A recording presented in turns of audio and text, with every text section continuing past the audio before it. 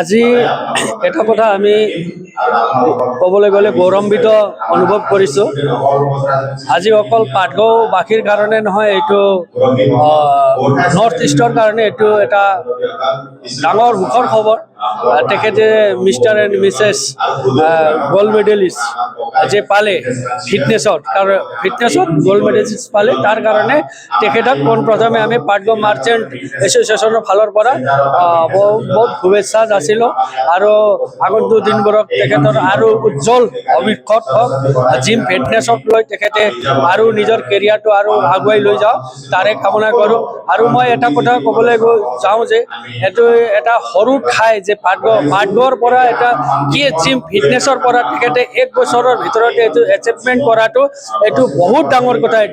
এইটো ক'বলৈ গ'লে আমি কি ফিটনেছ জিম পাটগাঁৱক আমি ধন্যবাদ দিব লাগে, প্ৰশিক্ষণ দিয়া গুৰুবিলাককো আমি ধন্যবাদ দিব লাগে। তেখেতসকলে 1 বছৰৰ ভিতৰতে যে ইমান ডাঙৰ এচিভমেণ্ট কৰি দেখুৱালে।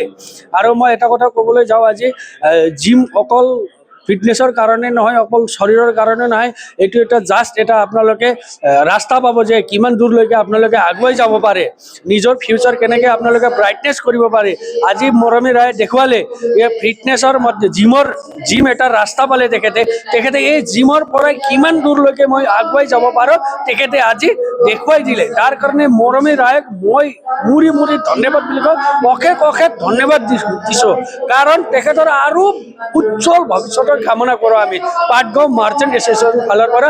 আৰু মই বিশেষভাৱে ধন্যবাদ দিব বিচাৰোঁ কি জিম ফিটনেছলৈ। তেখেতসকলৰ যিটো প্ৰেৰণা পালে, তেখেতসকলৰ প্ৰেৰণা পায়ে আজি নিশ্চয় তেখেতে আগুৱাই যাবলৈ সক্ষম হৈছে। আৰু যি ভাল প্ৰশিক্ষণ লৈছে, তাৰ কাৰণে কি জিম ফিটনেছক মই ধন্যবাদ দিছোঁ। আৰু মৰমী ৰায়কো মই অশেষ ধন্যবাদ দিছোঁ। তেখেতে যে গ'ল্ড মেডেল এচিভমেণ্ট কৰিলে, এইটো আমাৰ কোকৰাঝাৰ জিলাবাসীৰ কাৰণে গৰ্বৰ কথা। মই এইটোকে লৈ আৰু ডিবি নিউজ আৰু বড়োলেণ্ড টকছক মই ধন্যবাদ দিছোঁ। আপোনালোকে যে আজি ইয়াত উপস্থিত হৈ কেনে গোটেই কোকৰাঝাৰ জিলাবাসীক তথা ৰাইজক, গোটেই অসমৰ ৰাইজক আপোনালোকে যে প্ৰচাৰ চলোৱাবলৈ আপোনালোকে এটা হাতত মানে এটা পদক্ষেপ লৈছে, তাৰ কাৰণে মই আপোনালোকক ধন্যবাদ দিছোঁ। আৰু আমাৰ পাটগাঁও মাৰ্চেণ্ট এছ'চিয়েশ্যনৰ ফালৰ পৰা মই এইটোকে ক'ম, কি জিম ফিটনেছ প্লাছ মৰমী ৰায় অশেষ ধন্যবাদ। আৰু তেখেতৰ ফিউচাৰটো ব্ৰাইটনেছ হওক, এইটোৱে কামনা কৰোঁ আমি। ধন্যবাদ। ক'ব লাগিব আজি এতিয়া খুব পাটগাঁওবাসী, অকল পাটগাঁওবাসীয়ে নহয়, আজি গোটেই অসমৰ কাৰণে আজি এটা খুব আনন্দিতৰ বিষয় যে আমাৰ মৰমী ৰয় ভণ্টীয়ে যে আজি টুইন গ'ল্ড মেডেলিষ্ট আনিবলৈ সক্ষম হৈছে। এই ক্ষেত্ৰত আজিৰ দিনত ছোৱালী পিছ পৰি থকা নাই, প্ৰত্যেকটা ক্ষেত্ৰতে আজি প্ৰথম পৰ্যায়ত এচিভমেণ্টবিলাক আনিবলৈ সক্ষম হৈছে। তো চেৰফানগুৰি ৰামফলবিল আঞ্চলিক আক্ৰাসুৰ কমিটিৰ ফালৰ পৰা আমাৰ এইখিনি আহ্বান থাকিল যাতে সকলোৱে আজিৰ দিনত শৰীৰ চৰ্চাৰ প্ৰতি যাতে আকৰ্ষিত হয় আৰু নিজৰ শাৰীৰিক, মানসিক আৰু বৌদ্ধিক ডেভেলপমেণ্টৰ কাৰণে অলপ সময় হ'লেও যাতে নিজৰ শৰীৰটোক ভালে ৰখাৰ কাৰণে জিমৰ ক্ষেত্ৰত গুৰুত্ব দিয়ে, এইখিনিকে মোৰ ফালৰ পৰা আহ্বান।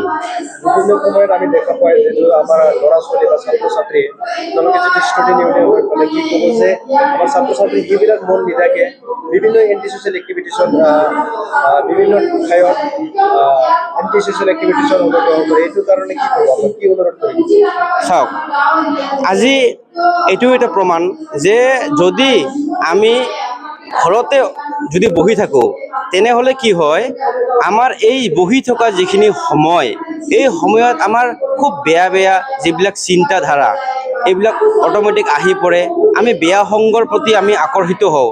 কিন্তু সেইটোক নকৰি যিখিনি আমাৰ খালী সময় থাকিব, এইখিনি সময় যদি আজি আমি এই যে আপোনাৰ জিম চেণ্টাৰ যে আছে, অকল জিম চেণ্টাৰ বুলিয়ে নকওঁ, বিভিন্ন আমাৰ গেমছ আছে, এই গেমছত যদি আমি আকৰ্ষিত হওঁ তেনেহ'লে কি হয়, আমাৰ যিখিনি বেয়া চিন্তাধাৰা এই ভাল সময়খিনিত যদি আমি ইয়াত দিওঁ, ইয়াতে আমাৰ কি হয় মেণ্টেলি যিটো বিকাশ এইটো আমাৰ ভাল হ'ব। আৰু উদাহৰণ আজি আমি দেখিবলৈ পাইছোঁ মৰমী ৰয়। আগত যেনেকৈ মৰমী ৰয়ক কোনেও চিনি নাপাইছিলে, আজিৰ দিনত অকল পাটগাঁও বুলি নহয়, গোটেই অসমৰ কাৰণে এটা গৌৰৱ আজি কঢ়িয়াই আনিবলৈ সক্ষম হৈছে। তো মই এইখিনিয়ে আহ্বান